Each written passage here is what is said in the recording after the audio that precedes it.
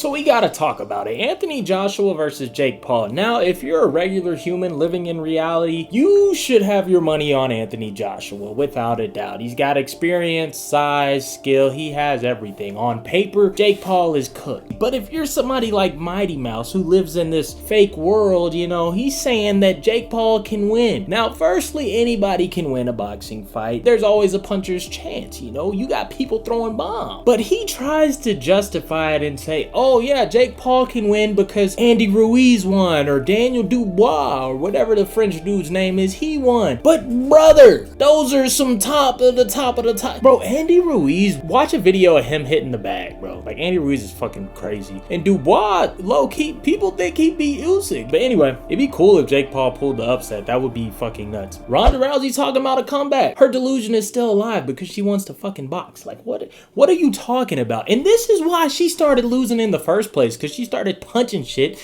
and then was like, you know what, I'm good at this too. I don't need the grappling. And she got her ass beat. So if she comes back, I hope to God she gets destroyed, because she is one of the most dislikable fighters of our generation. Like, she has a talent of saying shit that'll make you hate her. She claims to be the greatest fighter of all time, but she's not even the greatest female fighter of all time. Now, I'm not gonna ignore her influence, but influence doesn't exactly correlate to fighting ability. She got her ass beat by Holly Holm and then Amanda Nunes. Speaking of Amanda Nunes, Mighty Mouse, just say you don't like women's MMA. Just admit it, bro. So Mighty Mouse doesn't think that Kayla Harrison's fight deserves to be main event. I mean, it's not main event, it's co-main event. Ariel Helwani made a big deal like, oh, it should be main event. And I think it should, because you got an interim title fight as the main event with two fighters who've never been champion, you know. A lot of people say it's not even deserved, but you got Mighty Mouse saying, oh, I'd rather see that than Kayla Harrison versus Amanda Nunes, the literal GOAT female fighter. If you don't think that fight deserves a main event spot, like,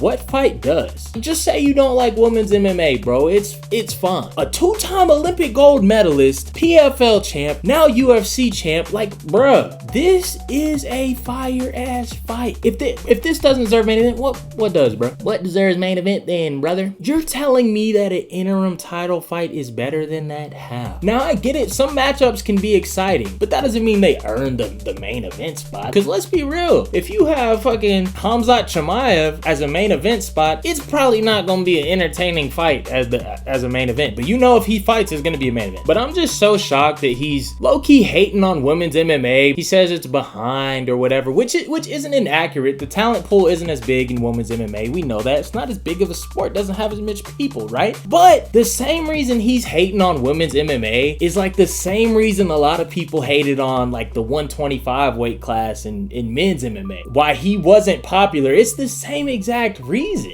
You got traded out of the UFC, dog, because nobody was really watching 125ers. It's pretty ironic. You really can support whoever you want, but them to get on there and hate on Ariel Helwani's take, which is, I feel like, is objectively the right take, but whatever. You can have whatever take you want. Now we got Ilia Topurios, man. Oh my gosh, the Nelk boys called it, bro. You not supposed to meet a honey in Miami, I guess, because this shit goes bad. Apparently he was like, you know what, I'm gonna file this little separation divorce, you know what I'm saying? We gonna go our separate ways. And she goes, bro, if you do that, I'm about to bash your name, bro. I'm about to hit you with this allegation, you feel me? And that's really what happened. I mean, that sounds like it sucks. And how those goes, like the domestic violence shit, like, unfortunately, a lot of dudes be hitting they women, and a lot of these women's be lying on they dudes. So all these domestic violence situations, we never know, bro. I feel like even when the case gets dismissed or somebody gets held liable for whatever, like, we still don't know. Basically, the moral of the story, bro, you only gotta mess with shawties who really rock with you, dog. They gotta rock with you 100%. And you know when a shawty rocks with you. You can pretend like, oh, she really love me. Like, nah, bro, you can tell. I will also say that money does change a lot of people. When the blind man gets his vision, he throws away the stick, you know what I'm saying, which helped him his whole life. It was announced that Michael Venom Paige could be fighting Israel Adesanya. Now, before y'all get too excited, because it sounds exciting on paper, no fighter pisses me off more than Michael Venom Paige. I'm convinced if you're a fan of his, you just only watch his highlights and haven't actually watched him fight. Or you know him personally, which that's a little different. But his fight fighting style is he runs away from you until you get frustrated, and then hopefully you make a mistake and he can capitalize. That is his style.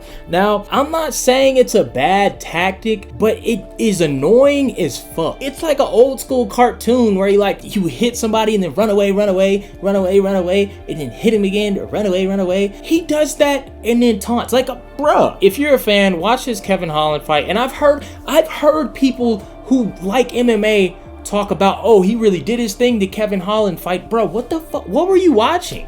Like, what were you watching, bro? He just backed up, and there's a moment in the fight where you can see Kevin Holland's frustration. And I felt it too, just watching this shit, bro. Like, how are you gonna run away from somebody and, like, taunt? And then Kevin Holland, he's like, okay, well, if I don't lunge in with some stupid attack, we're not even gonna fight. So I hate the idea of him fighting. I wish he wasn't in the UFC. I wish him the worst. My prediction for that fight, if Izzy fights him like prime Izzy, it's gonna be a boring ass fight. It would be reminiscent of the Izzy Yoel Romero fight where not shit happens. That's what I predict. Now the Izzy we got now, he kind of doesn't give a fuck, so I'm kind of predicting that it'll end up kind of like Kevin Holland. Michael Venom Paige will just run away a lot. Izzy will get frustrated, throw something, and then Michael Venom Paige will catch him. His game plan works, so I don't see him switching it, you know what I'm saying? So it's either going to be a boring ass fight or it's going to be a boring fight with some Michael Venom Paige highlights. And the last topic for this daily show, we got Chris Cyborg calling out Dakota. Like, I get the PFL doesn't have a lot of superstars, but it's weird to call out a fighter who is 2 weight classes below you. Like, even if the name is big, like